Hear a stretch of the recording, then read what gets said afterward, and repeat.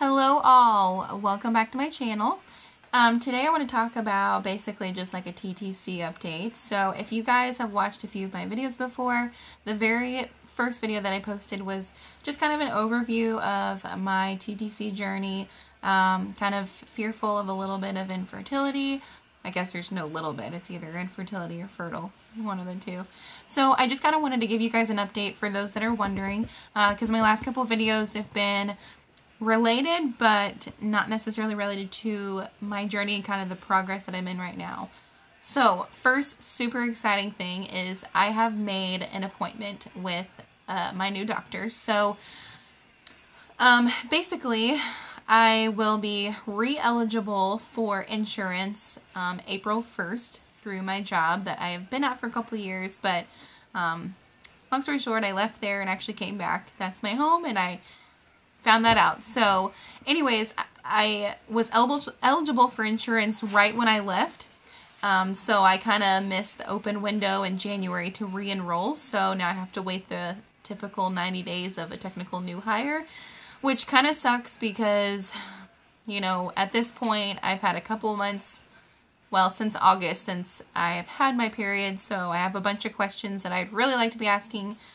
But not everyone can afford doctor appointments without insurance because it gets pretty expensive. So, and I feel like if I did that, they would end up wanting to run tests, and that's just more money, and I would not want to do it because it would get really expensive when I'll be able to do it in a couple of months.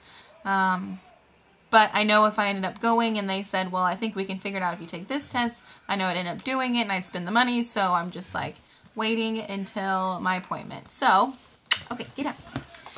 So I was I don't know, anyways, my original insurance that I've had for 26 years now is through Cox, and the insurance provider that is through my work now is Mercy or St. John. So I'm completely having to switch my primary doctor, you know, from the doctor that I've been used to for years and knows everything to a completely new doctor. So I asked a bunch of people, I basically just posted a status on Facebook and took a bunch of references, and the doctor that I ended up going with, or the OBGYN that I'm going with, was recommended by almost everyone who posted on there. So that was a really good feeling.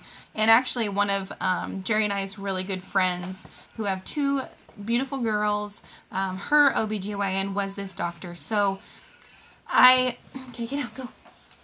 I called them, made sure that they were accepting new patients. He is, but she said, his nurse said that he was booked out pretty far, and I asked how far, and she said, well, I think the first open date I have is April 1. And I was like, okay, this is a sign. I was like, sign me up. I want to make my appointment now. So she asked she was like, when did you have your last yearly checkup? Is there anything else you need to know about? I kind of told her what was going on about my irregular cycle. I haven't had a period since I got off birth control. You know, my husband and I are wanting to start trying to have a baby, that kind of stuff. And she was like, okay, what I'm going to do, just from everything that I told her, she's like, I'm going to set it up for a infertility consultation, because he actually puts aside a little bit more time for appointments like that versus just a regular checkup. And that way, if he knows of any tests that he wants done, he can go ahead and order them at that point, and you can go and take them. So as of right now, April 1st, which is a Monday, and I'm off work on Mondays, is my first official appointment. So if the world is great and the world is on my side and we don't have issues getting pregnant,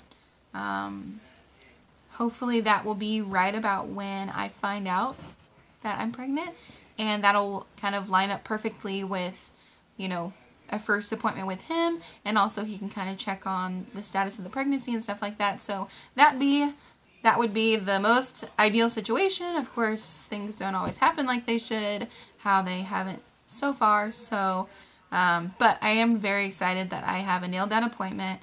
I kind of know going into it, it's going to be talking about infertility. I'll get a lot of questions answered, and that just feels good to kind of have it set in stone and ready. So that's the update on that part. So doctor's appointment, super excited about that. I'm sure I'm going to have a full book of questions, so that'll be kind of interesting. I'll make sure that I take note of kind of the important questions that I feel like maybe you guys would have as well, so I can bring those answers back here.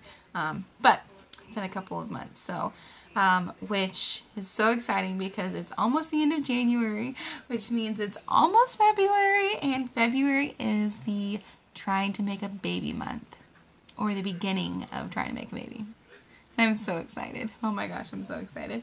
And it's kind of fun because today was kind of the first day that Jerry and I kind of started joking around about it, and like, I don't know, it was just kind of fun. Like, we both know that it's about to happen, so it's becoming like part of like briberies, like, you know, if you come home with a motorcycle, like, we can start this baby dancing a little bit early kind of thing. So it's kind of funny. I enjoy it.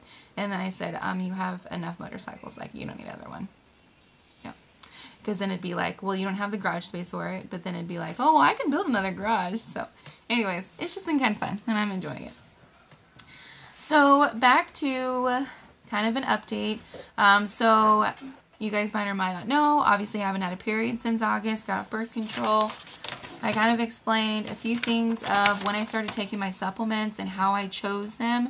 I made a separate video of all the supplements that I'm taking and how I kind of decided to take those. So if you're interested, check that out. I'll kind of do a brief overview of what I'm taking again, just to remind everybody. So basically November is when I started actually taking the supplements. So I had been doing the research prior to November.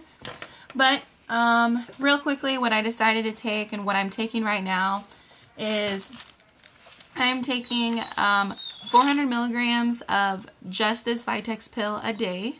Okay, Vitex basically just is a supplement that aids in helping your body balance all the hormones. So along with which, this took some trial and error on how much I took of this Vitex alone with my other supplements. So right now I'm at just 400 milligrams of the Vitex. I take 2 of these prenatal conception capsules each day. In the 2 capsules, from what I read, it contains about 400 milligrams of Vitex. So total I'm taking 800 milligrams of Vitex, hypothetically estimated on what I read. So, so this you can find on Amazon as well as a Vitex. So I'm taking my 2 a day of the conception prenatal, 1 a day of the Vitex supplement. And that's going to be basically like preparing my body to carry a good pregnancy and hopefully also get my body to start my period. And that's the first goal, one step at a time. So those are the 2 things I'm taking right now. The other supplements that I'm taking are obviously baby related, but not really related to balancing hormones. What's your issue? Go around. Go. Just go around the table. Always having such an issue. Hold on one second. Okay, go. Such a turd. Okay, so the other 2 supplements are kind of non-related as far as hormones go. I am, what's the word where you like believe in superstitious? No, that doesn't apply to this. Okay, forget I just said that. That was weird. Anyways. Maybe I don't know. Long story short, I have a friend who told me her opinion on how to have a girl, and I jumped on that bandwagon and ran with it. She had quite a few either UTIs or yeast infections before. She got them pretty often.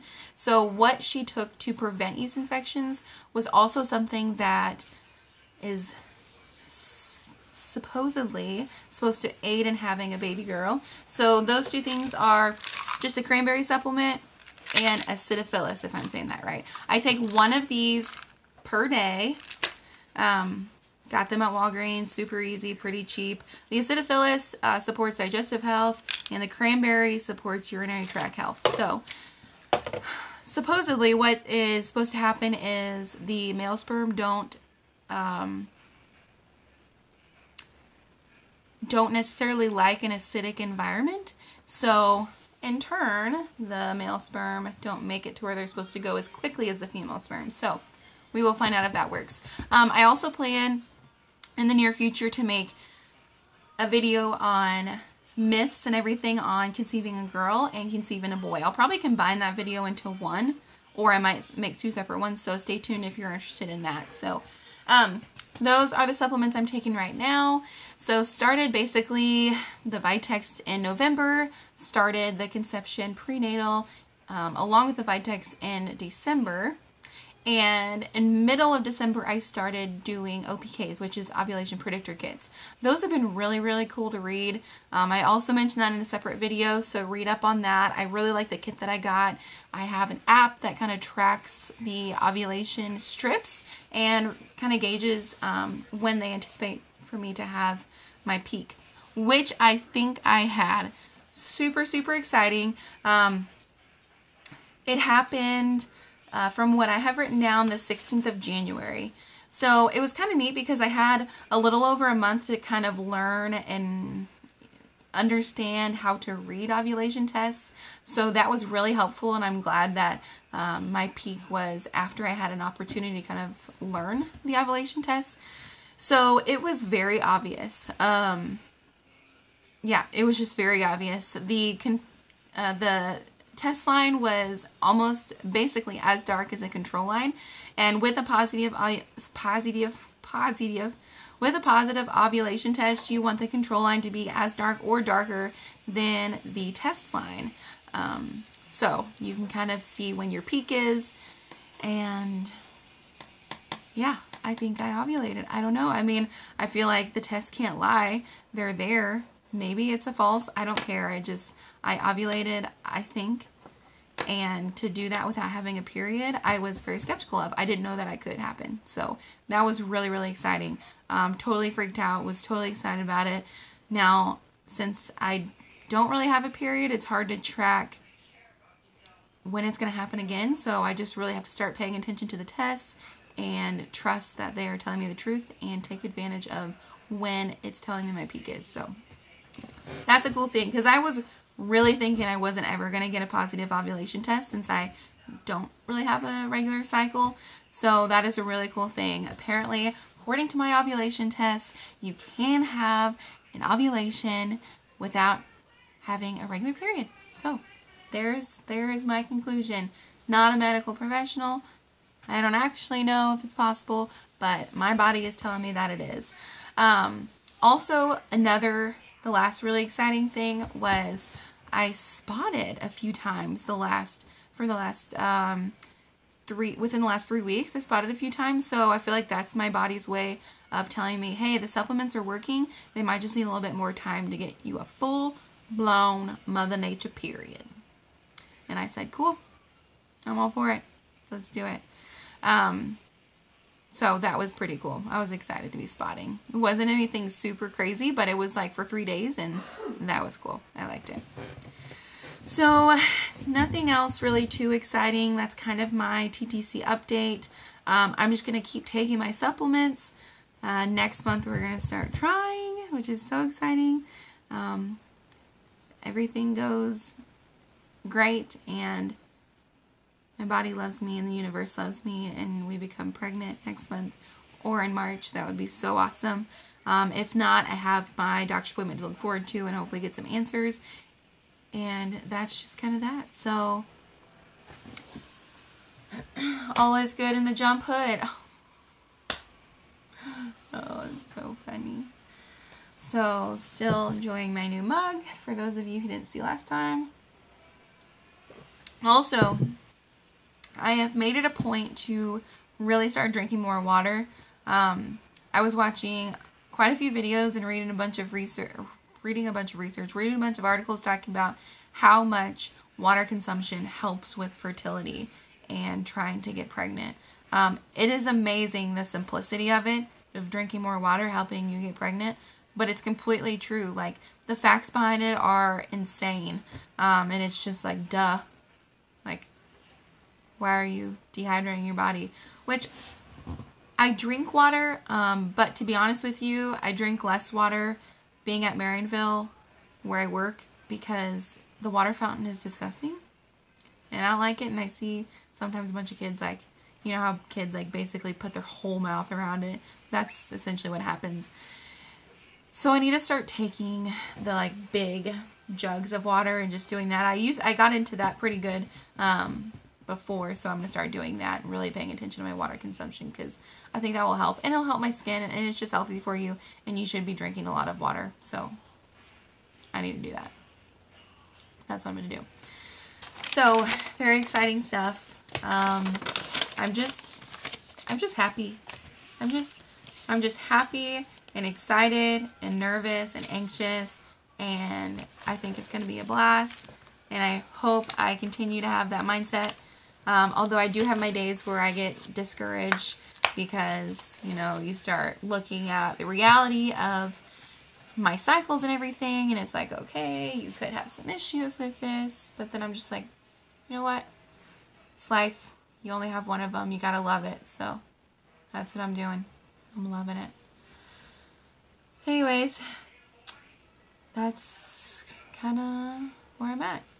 I play indoor soccer with some girls that I played high school soccer with and college soccer with, and this is going to be like our 6th or 5th season of indoor and outdoor combined. So the new season starts tonight for us. We had 2 weeks off, 2 or 3 weeks off, and our game is late. It's at 10 o'clock. It's the only 10 o'clock game that we have, which I'm very thankful for, because your girl likes to sleep, and she's got a pretty early bedtime that I set for myself. I could easily go to bed at like 8:30, but most of the time that just doesn't happen, and it's typically like 9:30 or 10. So I have a 10 o'clock game, and that's fun, and I love it, but that's late. I'm going to be tired tomorrow. That's okay. Saturdays are my short days. I only work till 4, or we're only open till 4, so that's kind of cool. But that's my update. So my next video, I think I am going to do the like myths on how to have a boy and a girl. I'll probably combine those depending on how much content I have for each one, or I might make them separate. So stay tuned for that. Please drop some comments down below if you are going through a TTC journey and you're kind of in the same boat as me, or you have been in the same boat where you don't know what's going to happen, and you have a doctor's appointment looking forward. This is good. What did you ask your doctors? For your first appointment, the first time you talked to them about your infertility or your cycle struggles, what did you ask them, so I know what to ask? So drop those comments below. Like this video if you liked it. Please subscribe to my channel, so that way you can kind of follow along with our journey. I will shortly be posting some different kind of videos about kind of like my home life, maybe a day in the life, what I do on my off days, and maybe a video about my sewing that I like to do, making quilts and infant quilts and a few other things, kind of showing you around my house. So that will be fun. So anyways, I appreciate you guys. Would love all of the comments, all of the support you have, and I will see you next time.